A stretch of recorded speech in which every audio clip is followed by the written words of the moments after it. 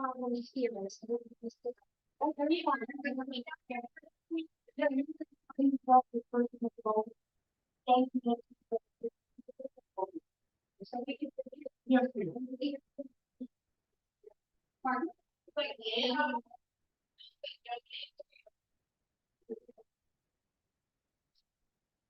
the speakers, that's all the speakers. Or if you want to be, come out from the unfolding with all the speakers and policy presidents. So I would suggest you make it difficult, I'm getting between.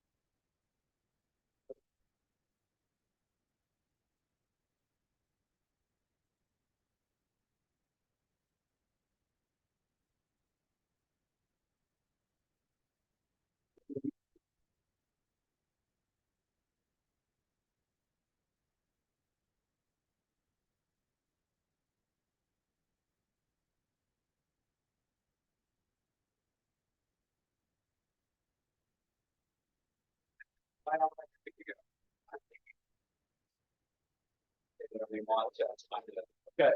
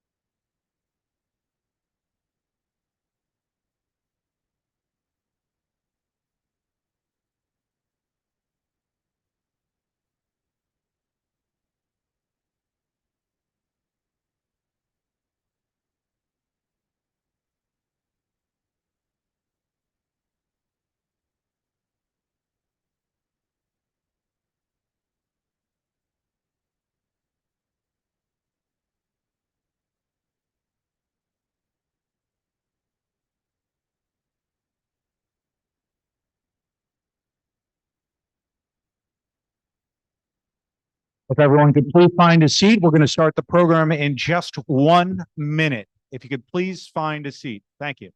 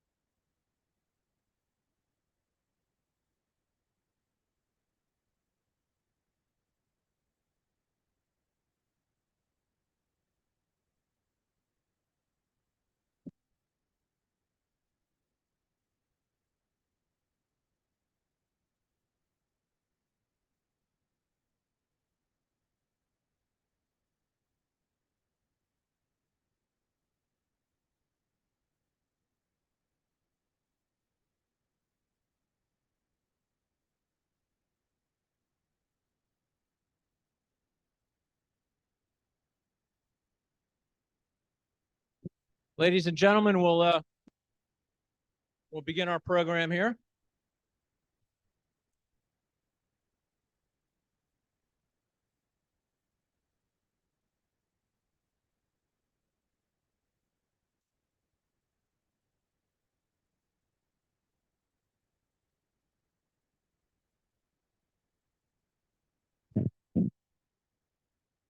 Good evening, friends. Good evening, everybody. My name is Steve Target, and I'm the chair of the Union League Legacy Foundation Education Committee. And it's my pleasure to welcome all of you this evening to a very special library hour. Horace Trumbauer, Philadelphia's architect. Well, as you know, the Legacy Foundation is the nonprofit charity of the League. We use the history, collections, and values of the Union League for a variety of educational programs, including civics education programs for students, exhibits, scholarships, and lectures. All told, we've held nearly 30 distinct programs this year with many thousands of students, scholars, and members in attendance, and have provided nearly $500,000 in scholarships. It seems appropriate during this week of Thanksgiving to thank all of you that have made this happen, our donors, those who have given their financial resources and support to make this good work possible. To all of you, we all thank you. For those Of course, for those of you who have not made a gift, I hope you will consider joining other Union League members and the community who supports us. It's only through these gifts that we can do what we do and accomplish our mission to create a more informed, more engaged citizen leader. So tonight's program is quite timely as we celebrate one of the most important architects in Philadelphia history, a League member who built many of the most important civic buildings in our city, including, of course, the building we stand and sit in right now. And we do this on the very night when the long-awaited rooftop dining room, named in honor of Horace Trumbauer, officially opened. Our moderator this evening is Executive Director of the Legacy Foundation, John Miko. Joining John are two leaders and experts in historical architecture and preservation community in Philadelphia, Craig Schelter and Jim Mundy. Schelter has 34 years of experience in the fields of architecture, city planning, and urban economic development. For nearly 19 years, he served in various leadership capacities in Philadelphia Industrial Development Corporation. He served on the City Planning Commission for 15 years, including 3 years as the executive director. He's currently a senior advisor at eConsult Solutions, a broad-based Philadelphia economic consulting firm. Well, Jim Mundy probably needs no introduction, but Jim, of course, is the historian and art curator of the Union League Legacy Foundation. And Jim Mundy began his career at the Union League in 1978. Since then, he has held many positions, including house manager. He was my membership director in 1992, archivist, librarian, curator, director of the library and historical collections. And Jim has lectured and written articles in the Union League, Civil War, Philadelphia history, and has taken League members on a countless number of tours, including international tours of England, Ireland, Scotland, and Italy. He gives tours of Philadelphia architecture for the Institute of Classic Architecture and the Art and Preservation Alliance of Philadelphia. He's an alum of the Addingham Summer School and immediate past president of the Woodlands Cemetery and the Woodlands Trust for Historical Preservation. Ladies and gentlemen, please join me in welcoming our panelists.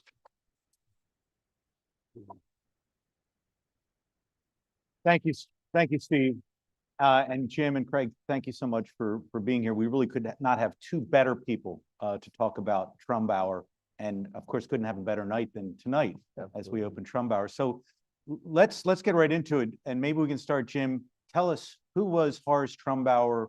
What's his? I heard this story. I heard this used just last week with regard to Jeff McFadden. The term was origin story with Jeff McFadden. So what's the origin story of Horace Trumbauer? How did he come to be? Well, it took two people, his parents, to bring him here. That's sorry, I couldn't help myself, John. If you gave me the opening, I had to take it, you know? Yeah. I mean, if you open the door, you've got to walk through it. Well, right? and there's So- our program tonight. So, just to point out the obvious. No, he was born in the Bridesburg neighborhood of Philadelphia, one of the old river wards.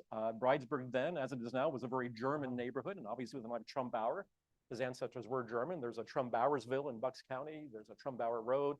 There are Trumbauers, at least there were fairly all over the place. But he was born in 1868 in Bridesburg. His father, Joseph, was basically a clerk, a merchant in some ways. Nothing spectacular, nothing special. But Horace, it turned out, that would have a few gifts that nobody would know about for quite a while. He, not an exceptional student from what we know, and like most people who were just born in a city of 570,000 people, there's not a lot about him in his earlier years. We know that he did not finish high school, but rather he went to work at the age of 16. And he went to work, though, and maybe this was fate, who knows? He went to work for an architectural firm that was run by two brothers, George and William Hewitt, and they were in 310 Chestnut Street. And he started off as an office boy, so he's probably sweeping the floors, emptying trash cans and stuff like that.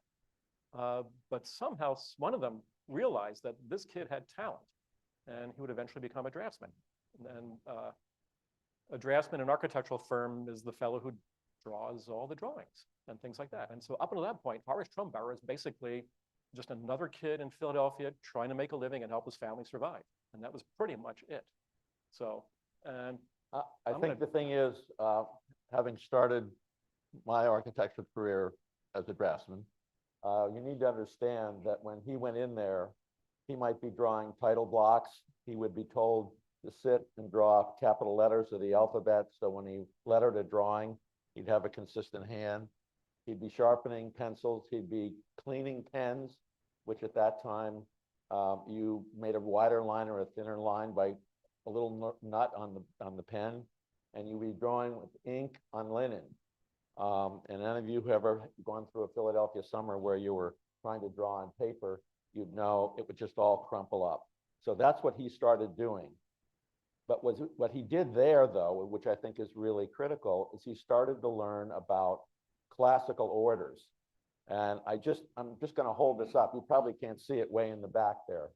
But this is 12 pages of the kinds of drawings which he would look at, and he would learn about the perfect proportion, which the front of this portico is on this building. He would learn about details.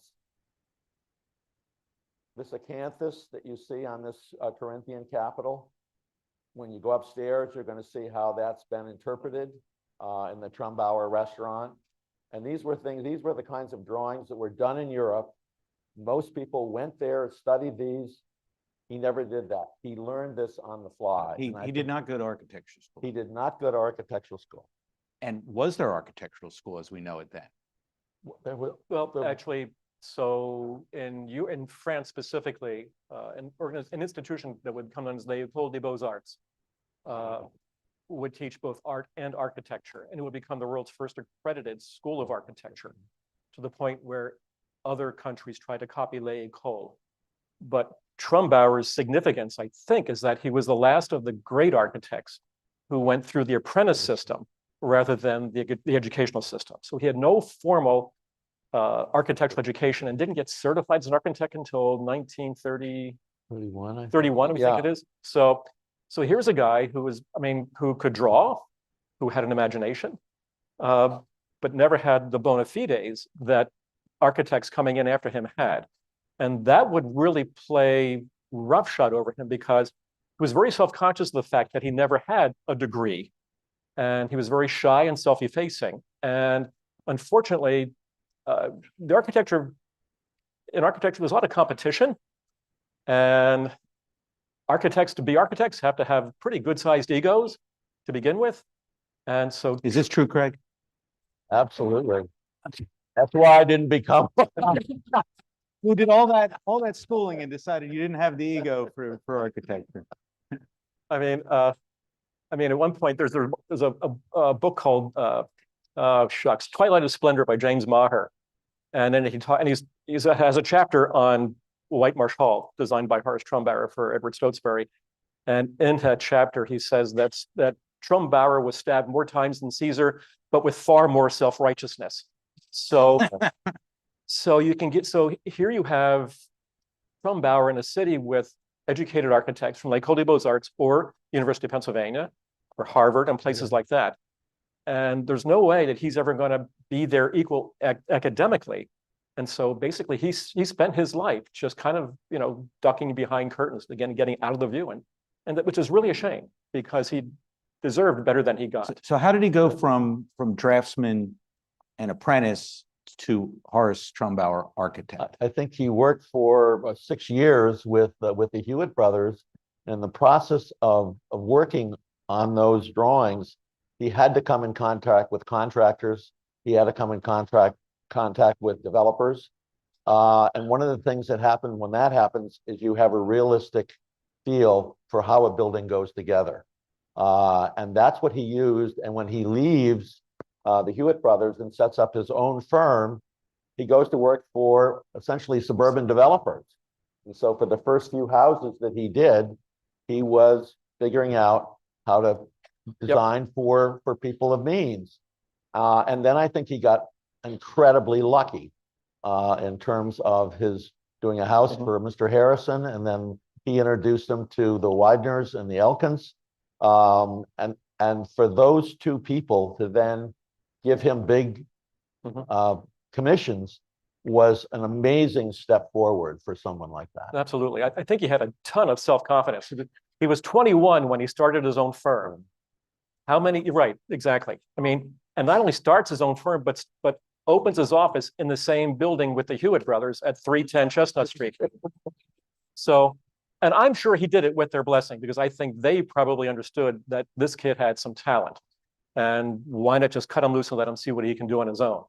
And as well as history would have it, well, here, by the way, here we have a young Trumbauer on the left.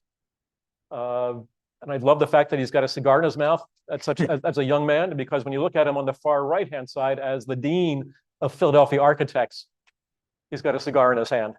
So, he was a man, and he would become a member of the Union League in 1905. And from everything I've read or learned, he spent a lot of time in a cigar room. So, and why not? And what better place to be?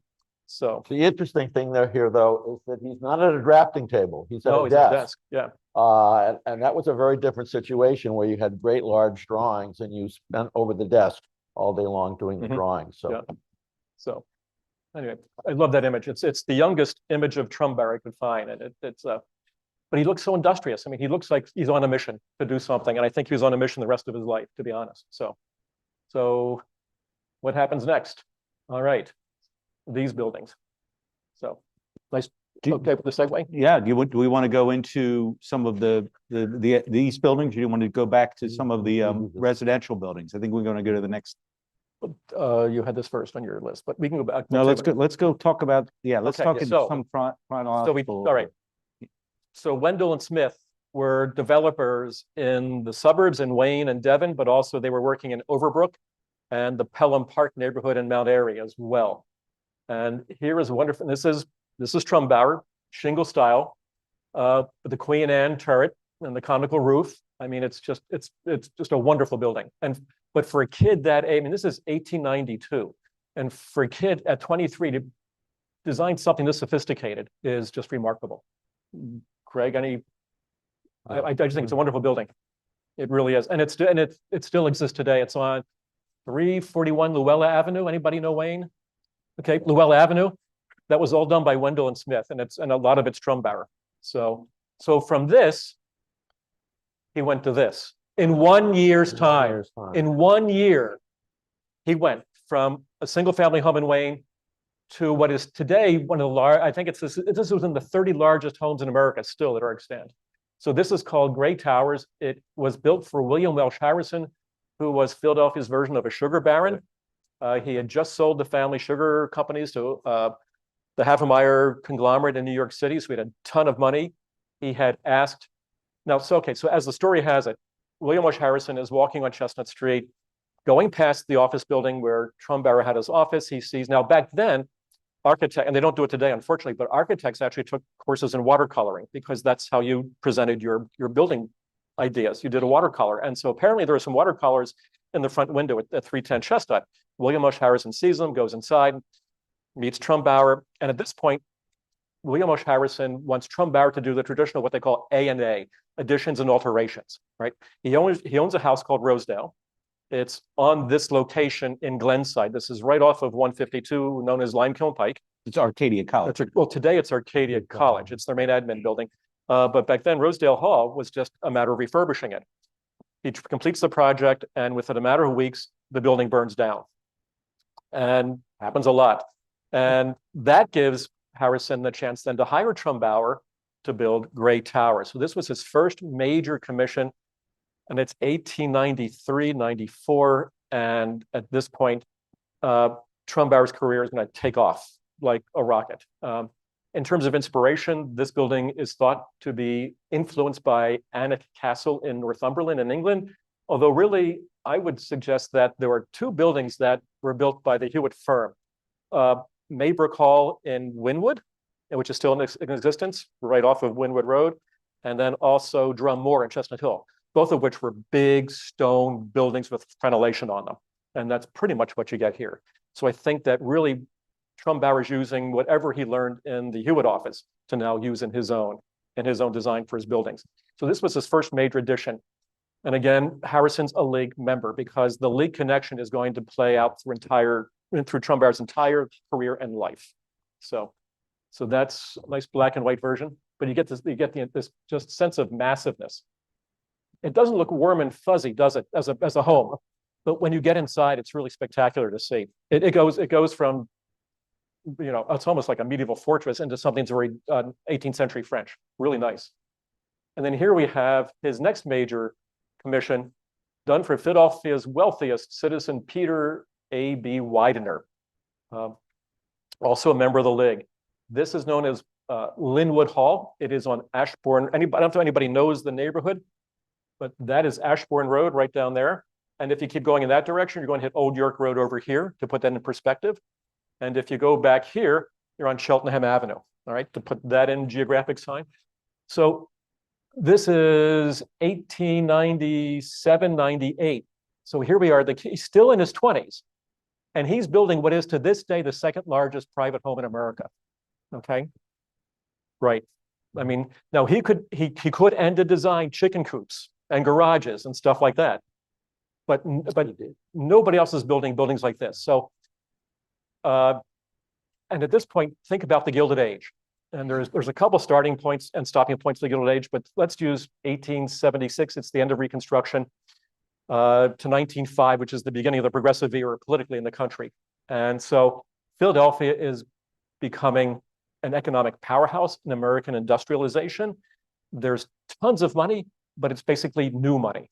And Widener is a really good example of that. He starts out as a butcher during the Civil War. He gets a contract with the Union Army to supply mutton for all the Union troops within, I've heard, anywhere from 10 to 50-mile radius of Philadelphia, which means there's a lot of mouths to feed. He makes $50,000, and with it, he starts buying horse-drawn railway companies. And he would eventually become, a founder of the Philadelphia Rapid Transit Company with his partner, William Elkins.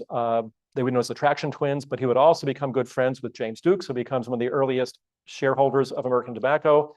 He gets to meet John D. Rockefeller. He's got stock in Standard Oil, Bethlehem Steel. I mean, you name it. He is investing in every major American corporation that will become just an economic powerhouse. So he has lots of money. By the time he died, his estate was estimated $100 million in 1915. So I didn't even try to do that in the billions because the calculator wouldn't work, I'm sure. Craig, help me understand how he goes from a draftsman to doing little houses to this. What was his business model? Like, how did he do this? It doesn't just take a great architect, it takes something else, right? I think he had a knack for charming clients. This wasn't a situation where you could say there was a step-by-step process. I think meeting Harrison and Widener and Elkins were absolutely key. And I'm sure I can imagine a meeting here at the league, the three of them having lunch and saying, gee, you ought to consider this guy. And all of a sudden it went wild from there. And it's so unusual. And the sheer body of work that this man produced, there is an American Building Survey, and Horace Trumbauer is responsible for 644 buildings in his building career, which meant that he had to be doing about 20 buildings a year. And very quickly, he had to hire people who, once he'd gotten the client, get the people to do the drafting and do the drawings and move them forward. And in those days, this was prior to zoning. So you had no government involvement. Well, that's how you can do 20 a year. Couldn't do. It was people who had very big checkbooks. And that made it possible to explore the various kinds of orders or the tastes of his clients. And I think it just took off. And yet when you go through the list of those, I went through the list of all those buildings, and he would first do a house, but then there would be a barn someplace. There would be a stables. There would be an addition to a garage. There'd be a gatehouse where he would have a client that he would provide services for on a continuing basis. And I think the word grew that he was the person to go to. Yep, absolutely. And then this was the period though where was a fundamental change that happened in the city, where development finally had gotten to Broad Street in a major way. This was the center of the universe. And so the Union League, at that point, they bought the rest of the block from the original building that they had. And this was a place where you could think big. You could think about a classical building, even though at the time, the buildings either side of Sansom Street or Moravian Street, those were 2- and 3-story buildings. So this must have been this was like a high-rise building then. Well, you look today with the Packard building, with the Drexel building on the other side, and it sits nicely as a small building, but a dramatically well-done building. And from there, it just expanded along Broad Street with the land title building, And at the same time, McKinley White were doing the Girard Trust Bank building. The Hewitt brothers were doing the Bellevue Stratford. So all of this was happening in this location and was a perfect place for the league to grow into this space. I would just add one thing about Widener especially, because I think it's indicative of Trumbauer's connections. The Nouveau Riche didn't play in the same sandbox with Old Philadelphia. I mean, the two Old Philadelphia didn't want to have anything to do with New Philadelphia. And obviously Widener's New Philadelphia, Elkins was New Philadelphia, Harrison's were New Philadelphia. And so there's all this new money. And I think they understood that Trumbauer was one of them because Trumbauer was new himself. So that, and once he met Peter A.B. Widener, then Trumbauer's career really took off through meeting. I mean, his last major commission was for Duke University. And what was the connection? Peter A.B. Widener, because he was one of the founding board members of American Tobacco, which was founded by James Duke. So you can see how these relationships play so much importance to Trumbauer's career in the future. So why don't we move on? Yep. Okay. So this is the frontal view. There's at least 3 different styles you could call this: Georgian, neoclassical, Palladian. Pick one. But look at here, you get the sense of scale for this building, and it still is big. You can drive by and see it. There is now a 501c3 nonprofit that owns the property, the Lynnewood Hall Foundation, and they are trying to restore it. So we wish them all the luck in the world. The next major property that he builds is right across the street on Ashbourne Road, called Elstow Manor, and he builds it for William Elkins. So he and Elkins were known as the Traction Twins, that they invested hundreds of thousands of dollars in the Philadelphia railways, which eventually electrified in 1892, but they did it in Philadelphia, New York, and Boston, Chicago, Cincinnati, New Orleans, London, Paris, Moscow. I mean, they were all over the place. And the money came from all over the place at the same time. This is considered Italian Renaissance. Architectural terms can be loosey-goosey sometimes, but again, it's a fascinating building in its own right, and it is also extant. It was just bought by a company that specializes in taking old historic properties like this and turning them into high-end wedding and spa venues. So I went to a party there just about 2 months ago, maybe, and it was spectacular. I mean, the building itself is just absolutely amazing when you walk in. It is the epitome of the Gilded Age. It's just nothing but marble and gilt, and it just sparkles like you wouldn't believe. And then the next major properties, that was 1898, 99. And here we have our Drazen, still extant, but now we're out in the suburbs, the western suburbs in Villanova, all right? The league member, in this case, the league member was Colonel Robert Leeming Montgomery, who would beget Hope Montgomery, who would beget Robert Montgomery. Okay, to put that in line. Strictly Georgian, brick, wonderful building. And here you get a better idea of what it looks like from the front and in the sunshine. And it is also a very special, special place inside. And then this is the last of the 5 major houses that Trumbauer has designed in this area. This is White Marsh Hall for league member Edward Townsend Stotesbury, who before the Depression, his estate was valued, actually in today's money, it would be worth, I think, about $25 billion. So Stotesbury was past president of the Union League at one point. He started as a clerk in the A.J. Drexel Banking Company and became the major partner in Drexel and in J.P. Morgan as well, and was considered the banking expert in America at one point. And actually, he was so vital to the American economy that when the Depression hit, the Senate actually was going to have him come in for a little talk because they thought that his stock manipulations actually caused the stock market to crash. That's how much influence people thought Stotesbury actually had. But this is actually Windmore in, I think, Springfield Township. Yeah. Yeah, it's not, Yeah. but not White Marsh. It's called White Marsh Hall, but it's in Springfield Township. That's right. 300 acres, and it is just spectacular. Stotesbury died in 1938, and when he died, he was only worth $4 million, and his second wife, Eva, didn't think that was enough to keep her in pearls and food, I guess. So she decided, she tried to sell it, wouldn't sell, but eventually the Penn Salt Company bought it, and they actually installed their laboratories in this building.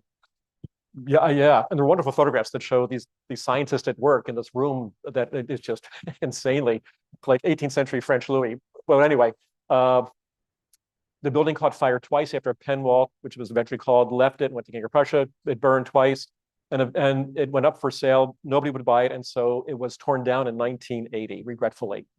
And at that point, it was the fourth largest building in America. So Trumbauer, this untrained, this unacademic architect, who people thought nothing of in Philadelphia, built 2 of the 5 largest homes in America. Okay, and the 5th one was only built in 1921. I'm sorry, 2021, just a few years ago. So anyway, so Trumbauer's out there, no matter how you look at it. But I think there are remnants of that building today. If you walk on or drive on Willow Grove Avenue, Which is there'll be 2 way up great here. giant columns You can't see it, right? And the gatehouse is there. and a gatehouse where you go into a very sort of mediocre subdivision. Right. Go down to Cheltenham Avenue and get just about across. So anybody live there? No, way to step in, Craig. No, but you go down just before you turn into LaSalle High School, and right there is Trumbauer Street. And yesterday, driven by it 50 times, never went in, drove back in and found there was high ground there. And that this building was located on high ground with great view. Yep. And what remains there are The 4 columns. the portico that you see there, and then there's a belvedere on the So side. it's right here in the corner. But Yeah, it was an well, actually, it's interesting right down thing there. that they had there, Yeah. where Trumbauer also knew how to occasionally save his clients some money. And one of the reasons that local architects would sneer at him, because if you look at those buildings, the first one, he has Doric columns, which are the very simple columns. But then you look at the Capitol on top, and it's Ionic. And when someone say, "Oh my gosh, you never mix the orders," and that was something that he would know how to do on an outbuilding and do the rest of the details like he'd been to Beaux-Arts. Absolutely. Absolutely. So just let me go through that. It's the frontal view. And that's the side view. So that whole wing is a service wing. There are 133 rooms. It cost Trumbauer $1 million a year to run this. And those are $1920. So this is pre-depression. I mean, the gardening staff alone was like almost 60 people. And it was spectacular. So again, it's a shame, but it's the one building everybody wants to have still standing, but it's the one that isn't, unfortunately, at this point in time. So should we go back? Yes, let's go back. Let's go back to where we are. Okay. Let's go back to the beginning. So this building. There we Okay. go. All right. So Jim, So how did this come to be? how did this come to be? It took anyway. Anyway, in this case, this was a slow birth, just referencing my earlier reference about how Trumbauer got here. By the turn of the century, the League owned the entire block. But once you got past what was then known as the Benson Annex, which is pretty much in the space it is today, the rest of the block was the ubiquitous Philadelphia red brick townhouse or building, whatever it was. And think of the block as being approximately 400 feet long. So half of that was taken up by the League House. 1903, they decided, okay, boys, we're going to get serious. We're going to expand the building. And but of course, rather than making a decision what to do with it at that point in time, they punted to 1904. And in 1904, they discovered that they didn't own the entire block. They thought they did, but they didn't. So there was a building that was right about there, 1418 Sansom Street. And it was purchased in 1865 by Cecilia Carr. She marries William Thomas French, and so they own it. They won't sell it. And they will eventually die, but leave it to their 4 grandsons now, and they don't want to sell either. So the only deal the League can make is to lease it. And so in November 1904, they lease it for 99 years. So now they've got the property and they can tear it down. But in 1905, again, they're getting a little more serious about the planning of it. And they actually have a competition, which was kept pretty quiet. 15 architects applied to the competition. And it was being overseen by Willard Laird, who was the dean of the University of Pennsylvania School of Architecture at that point in time. And guess who came in number 1? Trumbauer. Did he get it though? No. The number 11 architect, a guy named Joseph Houston, number 11 on the list, got the commission to build. Now, at this point, though, they were dividing the property between A, which is the Broad Street building, B, which would be today's Founders in 1862, C would include the Benson Annex and another 60 feet. So now we're about 300 feet down the block, and then D was what's left going up to 15th Street. So they have this architect who on his own designs a building for B and C. But the league was pretty cheap back then. They weren't going to spend money they didn't have to. So they weren't sure how much they really wanted to spend. They kept dawdling back and forth about how much we're going to spend, how much won't we? And they were figuring maybe $500,000, maybe 600, but they kept kicking the can down the road. So they didn't make a decision in 1905 either. And so 1906, they're still kicking the can down the road. In the meantime, Joseph Houston is drawing plans. I mean, real honestly, got architectural plans with elevations and floor plans and things like that for sections B and C. And at a meeting at the end of 1906, they decide, no, we're not going to decide yet. Actually, no, I take that back. At November 1906, they decide, no, they won't spend money on B and C, but they will refurbish 15 commercial properties or 6 commercial properties on 15th Street. Duh, what was their thinking? Who knows? But they didn't do it. 1907, the building committee again kicks the can down the road because they can't decide how much money. One proposal was for $600,000. One was for $1 million with $650,000 towards construction. That didn't pass. So in January of 1908, they pull the trigger. They decide to spend, they're going to take a mortgage for $1 million, and they will spend $650,000 on construction and use the remainder to buy out what other mortgages were left on their properties and just to use for whatever else they needed it for that point in time. So that's January of 1909. By the February of 1909, on the 19th, by this point, they have gone to a new architect because while Houston was doing his plans in 1906 and 1907, the league was not paying him, and he was getting a little upset with this. And at the same time, now in 1904, he had just finished building the new Capitol building in Harrisburg, which, if you haven't been there, is worth the effort to get there. It is a magnificent building. Teddy Roosevelt called it the best Capitol building in the country, bar none. Spectacular. But on that building project, a few things would catch up with Joseph Houston while he's designing the League House. And that is, he was accused of taking bribes from contractors on the Capitol project. And mysteriously, I've heard that he was building his own house in Germantown, that somehow the same building materials in Harrisburg were showing up in Germantown. Not unusual. So Houston was quietly dropped from the project, and a secret ballot was taken by the board, and this time Trumbauer got it. So he now becomes the architect of record in February of 1909. The demolition begins on February the 19th. Let me, I'm going to interrupt you. So President Hill, is that how you chose the architect for the trauma? Same one. Okay. All right. All right. Okay. Well, you get the idea. So this was not only an overdue birth, it was a painful birth in a lot of ways.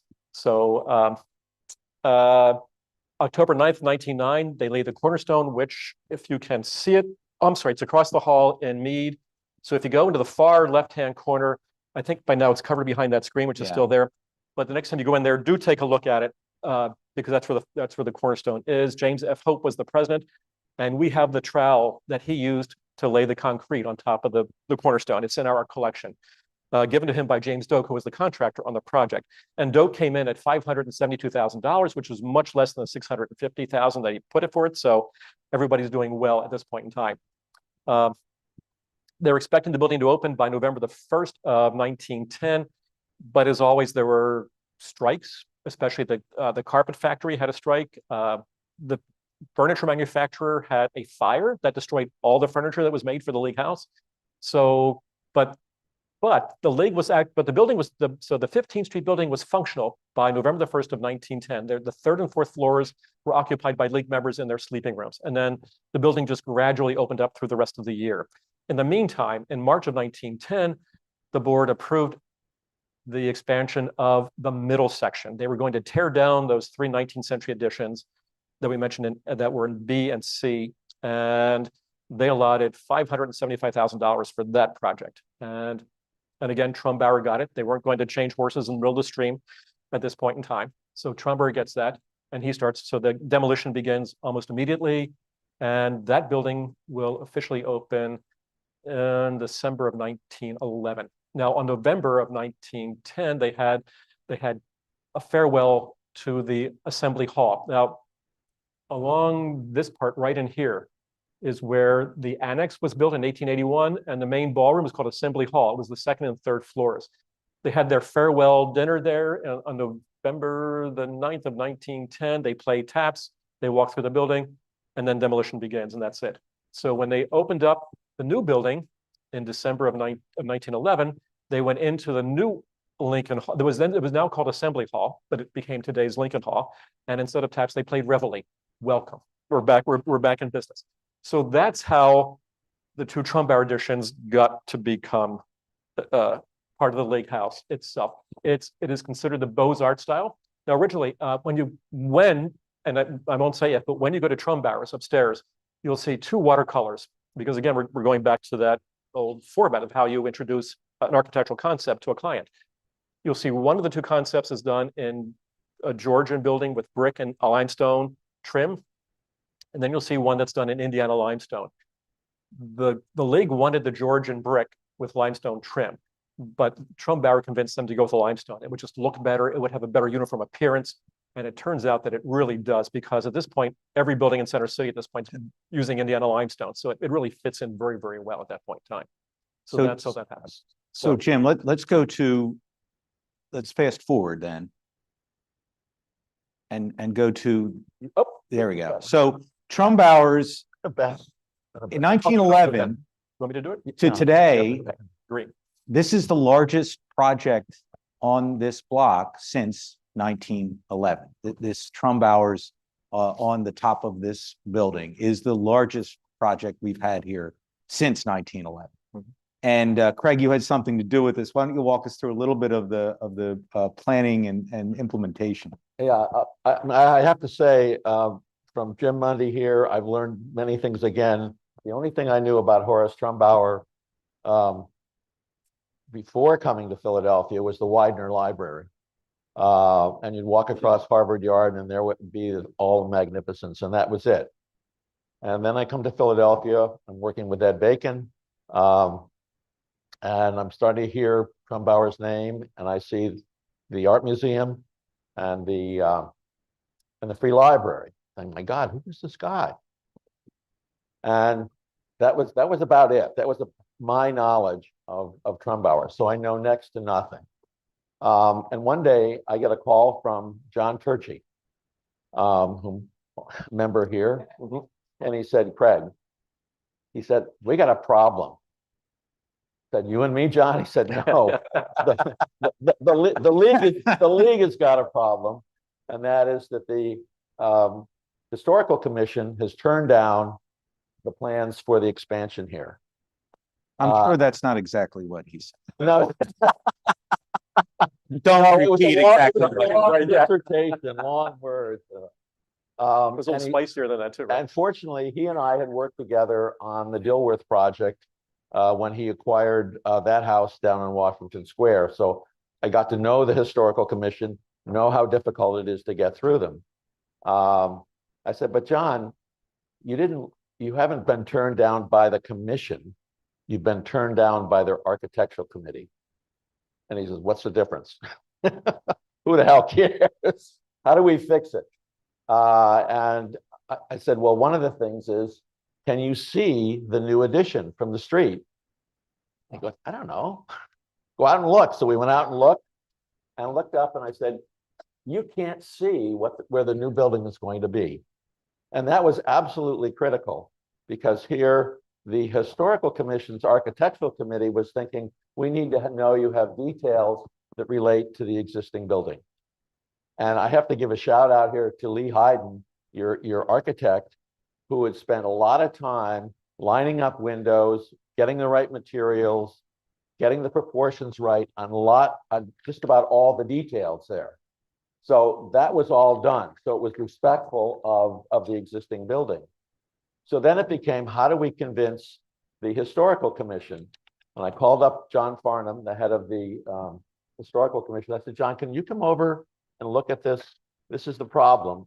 And I said, this is just unacceptable. This project has to go ahead. And he said, well, and he came over here and we had 4 flags put up with a fluorescent yellow ribbon on the top of each one. We said, okay, now, and we'd be on the radio and we'd say, okay, the edge of the parapet, and we'd show, and you could see a flag go up, so you would see the parapet. That's all you would see. When it got back to the building, you couldn't see anything. And I said, in that case, that'll be our presentation. And I said, well, isn't that a kind of a dumb presentation? I said, no, it's dumb common sense. And we moved forward. So this is the way things started out. This is what you're going to experience in a few minutes upstairs. But then we looked at how this building would relate to things that had been done before. And the railing that you'll see on the edge of the Craig, explain the image, the drawing on the right. Go back. Yeah.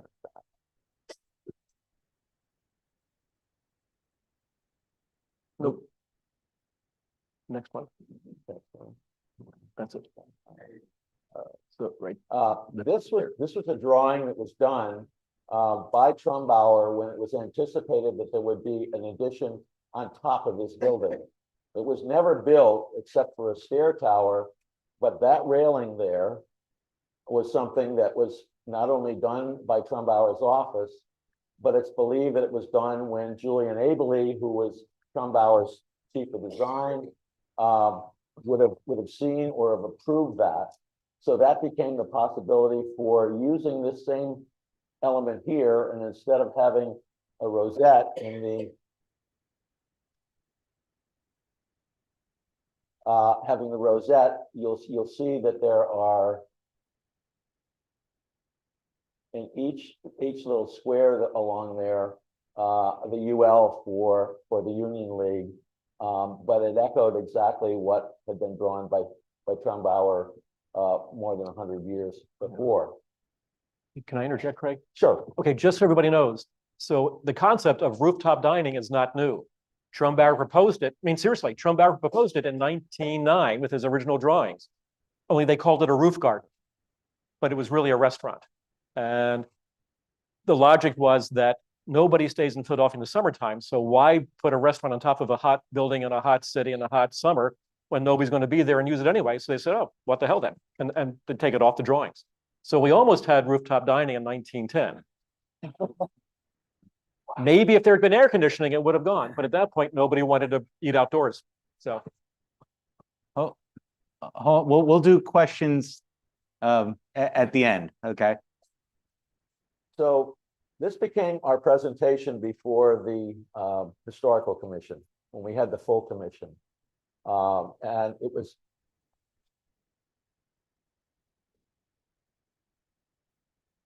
And essentially, this is looking down 15th Street, and that little person you see there is standing right on the corner of the intersection, and that person there is standing at the entrance and exit of the Eglin Garage. And if you see the sight lines that go up from there, you'll see that this cannot be seen. We did the same thing on Sansom and Moravian Street, and it was. I hate to say it, it was probably that more than the fact of all the detailing that was done by the architect so well. I think another critical thing, though, that we did, and I have to give a shout out to your COO, Patricia Tobin. She was incredible as the, I won't call her the slave driver, but the organizer. she's in the audience, Craig, just so you know. I know she's there. I know she's there. I love her. I love her. But one of the things that we did is through that time, people stopped having face-to-face presentations with the historical commission. And you could do it as Zoom meetings. And so you'd have, if you had a team, everybody would be in their own office. And one of the things we did was we had everybody in Patty's office, Jeff, Patty, me, Lee Hayden, the attorney, on the project. And I said, if any of you do Zoom meetings, you always have your hand up when you're on a Zoom meeting. So whoever's controlling the screen, and the historical commission was holding the screen, they know you've got something to say. And then what we could do lined up is if a question came, it could go to me, to Lee, to the lawyer, or to Patty. And that worked out really well. I don't think they liked it because one of the things they could see is we could always answer a question without wondering what so-and-so is going to say. So we presented, we got 11-1 vote, reversed the architectural committee. The curious thing was that the chairman of the architectural committee was the only person who still voted against this project. Well, that's because he knew Patty would come over and knock on his door and say, hey, too. So Patty, where you are in the audience? Patty, where are you? Stand. Everybody owes a Patty. Thank you. So I want to make sure we have time for a few questions. So I'm going to ask each of you. We went through a lot of the residential buildings, and of course this building. A few were mentioned, little things, some of his little projects like the art museum, the free library. But Jim, give me 5 other buildings within 3 blocks of here. Just go. Most importantly would be the Widener building. So the Widener. No, just go. Widener building. All right. Well, the first Ritz-Carlton, which is across the street from the Bellevue Stratford, built to compete with the Bellevue Stratford. Hahnemann Hospital has 2 buildings. The Ben Franklin, what is now the Ben Franklin apartment, the Public Ledger building, the Adelphia Hotel. Craig, give me 4 more. No, what I'll give you is that there are, as I said, over 600 buildings that were done by Trumbauer. And I would urge all of you who want to know more about it, I'm going to give a plug to John Gallery's Philadelphia, A Guide to the City. If you're looking for a stocking stuffer for anyone over the holidays, every one of these little post-its here is a building that Trumbauer was involved with. And you get to see this in the context of not only buildings he did, but the giants that he was up against. So I would urge any of you to follow this.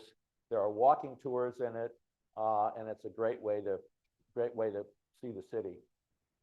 Okay, time for just a couple of questions. Kira, do you have a question? Oh, right here, right behind you, sir. On the drawing, I think before this one, it's where you're showing that Trumbauer. Yeah. Why does it say land title building there? How was the architect's office at? That was where the architect. No, actually, Trumbauer's office was in the land title building, 14th floor. There. He looked right over the League Clubhouse. Okay, The thank you. second one, not the one on the corner of Broad and Chestnut, but the next one. On coming down Broad and to Sansom. Street. Kira, question over here. You showed the photograph of the grandiose nature of the Widener estate in Elkins Park. We know that today's architectural firms have separate landscape designers. Did Horace Trumbauer design those gardens himself? No, he did not. He used Jacques Grébert, who was a French-trained academic landscape architect. Grébert would do both Lynnewood Hall and Whitemarsh Hall, and Civic League, Grébert would do the Ben Franklin Parkway. So there's a lot of Grébert around Philadelphia. And Trumbauer and he worked together many times. Kira, question in the back of the room. Considering everything that you know about Trumbauer and the historical character and figure that he was, what would you say motivated him most as it relates to project, particularly throughout his life? What was his drivers? Well, I think he loved architecture. I think he loved the variety that he was able to achieve, and the fact that he had interesting clients who were willing to spend money to get great projects. And when you're doing something like that, and you're doing it on a regular basis, that would certainly get me out of bed in the morning, to know that your ideas are not just going to become drawings, but they're actually going to become a reality. absolutely. absolutely. And I mean, when you consider his client list, it's a spectacular list. And I mean, like I say, he was the rainmaker in the firm. I mean, he also was the idea man at the same time. I mean, putting the art museum on top of Fairmount was his idea. That was his concept. Using the Greek temple format was his concept. So he knew what his clients wanted, and that's what made him so successful. I mean, he didn't have to be an original architect. He didn't have to have a specific style like Frank Furness did or Frank Lloyd Wright. And you'll never look at a Trumbauer building and say, oh, that's a Trumbauer building. You might say, wow, what a phenomenal building that is. It's big, it's magnificent, but you would never associate with Trumbauer because he basically did what the client wanted. He gave them the design they wanted. And that's what made him so successful. Kristen.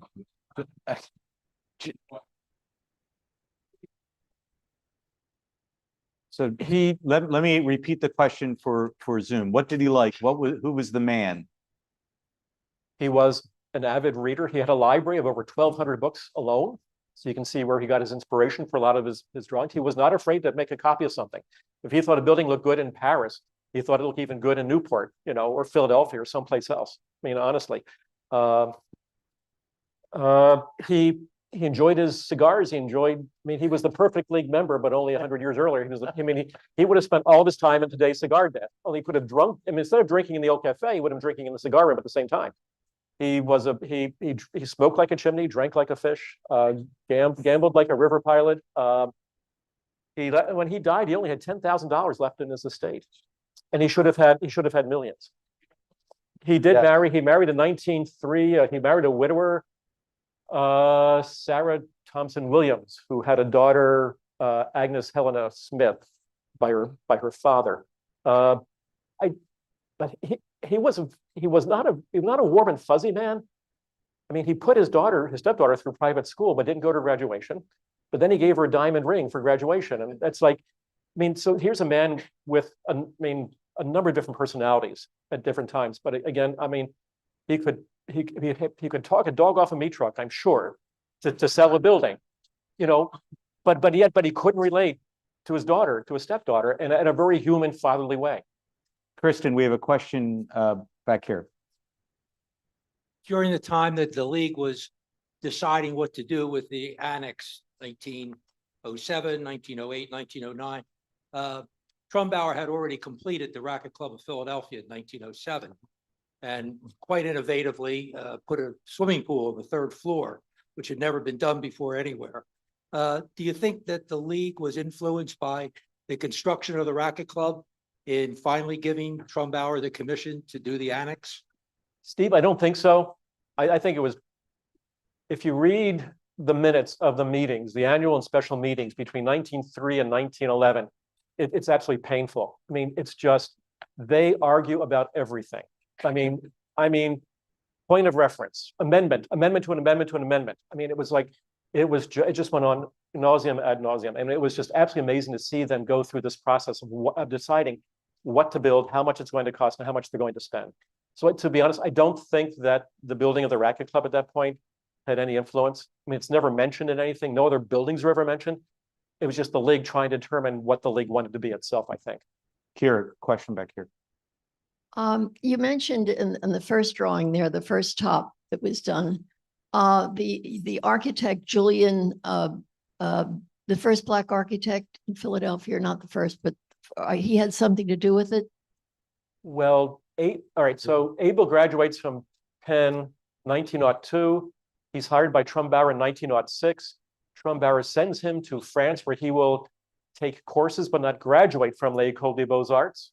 Right. So again, this very neoclassical education that Trumbauer never had. So Abel comes back to Philadelphia, but he's not the chief designer yet because there are already draftsmen designers ahead of him. Frank Siebold was his first major one. Siebold was with Trumbauer practically from the beginning in 1890. Charles Rabinald, 1905, when he graduated from Penn. Then Abel, but then Siebold and Rabinald would leave in 1914 to form their own architectural firm. So I think at that point is when Abel really steps into the role of chief draftsman and designer in the Trumbauer firm. There was one other fellow named William Frank, who would be hired around 1908. And Abel and Frank stayed with the firm until Trumbauer died in 1938 and then took over the firm afterwards. So that's when Abel really came into his own. Now, the thing is with the Trumbauer firm, Nobody signed their linen. They actually drew on linen that was then starched to give it some tensility. But nobody signed them. So it's really hard to tell who did what, regretfully, unless you can find some kind of written evidence, like a letter where Abel might say, yes, I did the work on this building and that thing. There's a little more known about the art museum now. Although Howell Lewis Shea, again, somebody else in Trumbauer's firm, did most of the interior work, along with Abel. So Abel, yes, Abel was very influential in the Trumbauer firm after 1906. It's just hard to tell how influential. Like, we'll never know how much influence he might have had on these two editions here at the League. It's just impossible to know. I think the thing to point out, though, is that the chief of design in a firm is like the #2 person there, and that person would see and sign off on any of the plans that are going forward.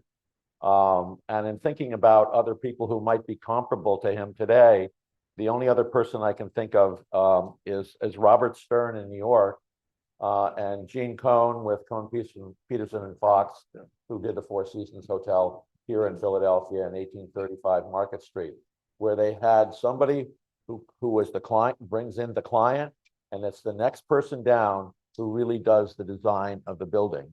And the fact that Abel was doing that, even if he wasn't doing it, with the sheer volume that they had, he had to see it so that he could say to Trumbauer, this is fine, this is good, this is good. And I think my own sense is that Trumbauer wouldn't have much time to do anything else, given that kind of thing. Yeah. Essentially dealing with the client and being able to use the vocabulary with the client was keeping them happy, while Abel was monitoring the design. Absolutely. I mean, it was the perfect combination of personalities. And for that period of time, given that Abel was a Black architect, it wasn't, you know, as Trumbauer said, he hired his brains. He didn't care about the color of your skin. He just wanted to get good work out of you, whatever it was, and that's all that counted. And that relationship was probably the most successful collaborative architectural relationships in the city of Philadelphia. There was actually a quote of Abel's at one point asking, you know, what he had done, and he said, Horace drew the lines and I added the shadows. Yeah. And what it's essentially saying is the renderings that got done, the kind of mood that was shown, and the sketches and all that were done, and the embellishment on the plan, I think my own sense is that Abel had a huge part in that. Yep. So I'm going to ask everyone to indulge me for a moment. We don't normally end programs this way, but because we have some logistical things I want to go over, if you would just stay with me for a moment while I do 3 announcements. The first announcement is about next week's program. And next week's program is a Civil War Roundtable next Tuesday, the failed promise, Reconstruction, Frederick Douglass, and the impeachment of Andrew Johnson by Robert Levine. It's a book. I believe we have a few spots left. So if you want to attend that, please go online and do that. The second thing I want to do, and I still want you to be here and stay here for a moment, is to thank these 2 wonderful gentlemen, Craig and Jim.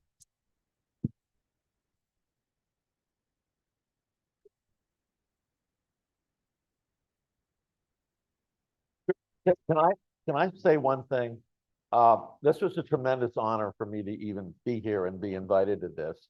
But I think the thing that you should also be aware of, again, thinking with my years here doing planning in Philadelphia, this is the only block I know where there has been such stewardship by the owner and continually making improvements to the building. So you've got 160 years here of tradition. And I couldn't think of any other place in Center City where that was in fact the case. So you have done an amazing thing here in terms of setting a standard for stewardship, which is really critical. Craig, that is a really wonderful segue to my final announcement. So first of all, we're going to ask that tonight is the opening of Trumbauer's. So please don't go to Trumbauer's. Because if you go to Trumbauer's, it's going to ruin opening night at Trumbauer's.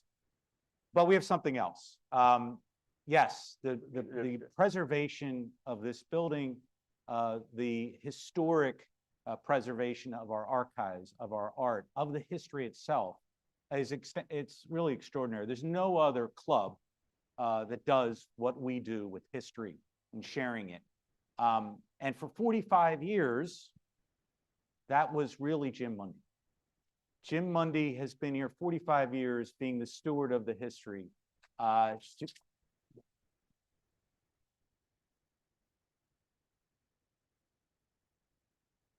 No. Now wait for it. Wait for it. Now, what's the wait, Gus?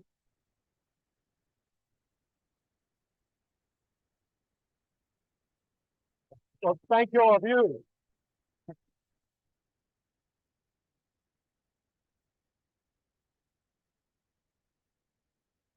That is not the announcement. The announcement is this. You've just witnessed history because that is the last presentation that Jim Mundy will be giving as a staff member of the Union League and the Union League Legacy Foundation, as Jim will be retiring at the end of this next month, December. But what we're going to do now, instead of going up to Trumbauer's, we're going to go over to the mead room. And we're going to celebrate Jim Mundy in the way that we should. So you're all invited. Please join us over in the mead room. I'm going to kill you, guys. One last thing. Jim has absolutely no idea that this was going to happen. So we'll see you at the bar across the hall. Thank you. I'm gonna kill you, John.